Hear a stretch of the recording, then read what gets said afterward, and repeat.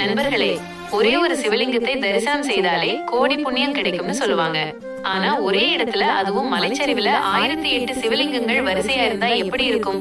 அதுவும் நம்ம சேலத்திலேயே இப்படி ஒரு அதிசயம் இருக்குன்னு உங்களுக்கு தெரியுமா? இன்னைக்கு நம்ம ஹரி HK சேனல்ல பார்க்க போற இந்த இடம் வெறும் கோவில் மட்டும் கிடையாது. இது ஒரு மிகப்பெரிய ஆன்மீக சக்தி தலம். இந்த வீடியோவோட கடைசியில இந்த கோவிலை பத்தி யாருக்கும் தெரியாத ஒரு சர்ப்ரைஸ் ரகசியத்தை நான் சொல்ல போறேன். அது என்னன்னு தெரியணும்னா வீடியோவை ஸ்கிப் பண்ணாம கடைசி வரைக்கும் பாருங்க. வணக்கம் நண்பர்களே, நான் உங்கள் ஹரி. இன்னைக்கு நாம வந்திருக்கிறது சேலம் இளம்பிள்ளை ரோட்ல அரியானூர் பக்கத்துல இருக்கிற ஸ்ரீ ஸ்கந்தாசிரமம். இங்க நுழையும் போதே மனசுக்கு ஒரு விதமான அமைதி கிடைக்கும்.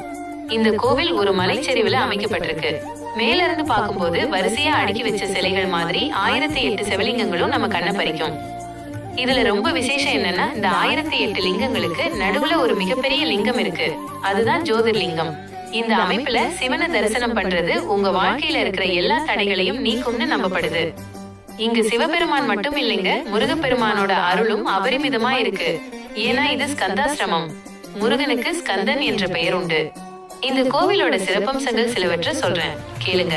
1. பிரம்மாண்ட சிலைகள். இங்க இருக்கிற தட்சிணாமூர்த்தி சிலை, பஞ்சமுக விநாயகர் சிலை எல்லாம் நீங்க வேற எங்கேயும் பார்க்க முடியாத அளவுக்கு அவ்வளவு பெருசா தத்ரூபமா செதுக்கப்பட்டிருக்கும். 2. இயற்கை சூழல். மலை மேல காத்து வாங்கிக்கிட்டே அந்த 1008 லிங்கங்களுக்கு இடையில நடக்கும் போது ஏதோ கைலாயத்துக்கே போன ஒரு உணர்வு உங்களுக்கு வரும். 3. அமைதி. நகரத்தோட இறைச்சல் எதுவுமே இல்லாம மனசுக்கு ஒரு பெரிய ரிலாக்ஸேஷன் இந்த இடம் கொடுக்கும். நண்பர்களே, பக்திங்கிறது வெறும் வேண்டுதல் மட்டுமில்லை, அது நம்ம மனசை சுத்தப்படுத்துற ஒரு கருவி. இந்த 1008 லிங்கங்களை நீங்க பார்க்கும்போது உங்களுக்கே தெரியாம ஒரு பாசிட்டிவ் எனர்ஜி உங்க உடம்புல பரவும். இந்த கோவிலை உருவாக்கினவர் சாந்தானந்த சுவாமிகள். அவர் ஒரு மிகப்பெரிய சித்தர்னு சொல்லுவாங்க. அவரோட வழிகாட்டுதல்ல தான் இந்த அற்புத தலம் உருவானது. நீங்க ஒவ்வொரு சிவலிங்கத்தையும் ஊத்து கவனிச்சீங்கன்னா தெரியும், ஒவ்வொன்றும் அவ்வளவு நேர்த்தியா அமைக்கப்பட்டிருக்கும். இங்க இருக்கிற தீர்த்த குளம் மற்றும் தியான மண்டபங்கள்ல கொஞ்ச நேரம் உட்கார்ந்தாலே உங்க மன அழுத்தம் எல்லாம் காணாம போயிடும்.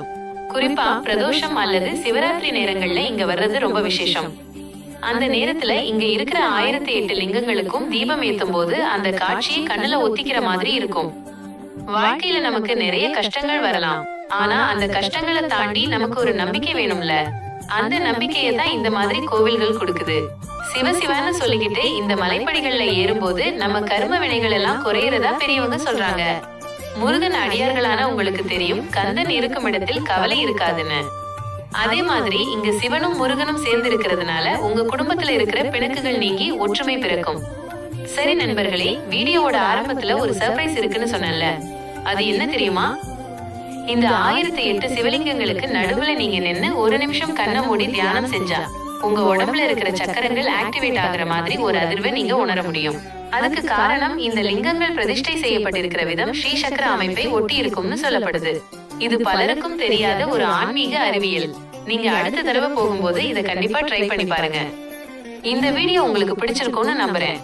இந்த 1008 சிவலிங்கம் கோவிலுக்கு நீங்க போயிருக்கீங்களா, இல்ல இனிமேதான் போக போறீங்களான்னு கமெண்ட்ல சொல்லுங்க.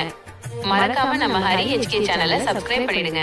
உங்க நண்பர்களுக்கும் இந்த வீடியோவை ஷேர் பண்ணுங்க. நாளைக்கு இதே மாதிரி ஒரு சூப்பரான தகவலோட உங்களை சந்திக்கிறேன். ஓம் நம சிவாய. வெற்றிவேல் முருகனுக்கு அரோகரா.